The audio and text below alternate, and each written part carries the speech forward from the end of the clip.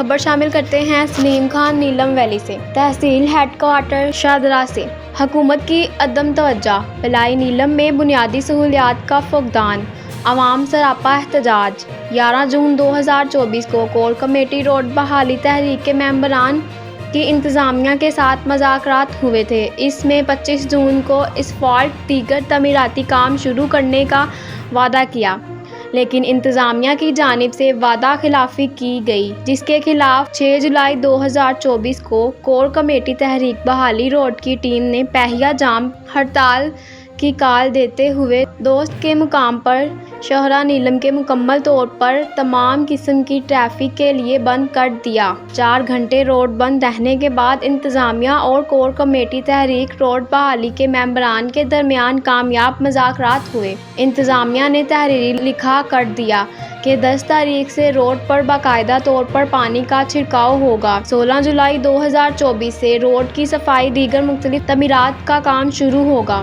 21 جولائی 2024 سے اسفالٹ کا کام شروع ہوگا۔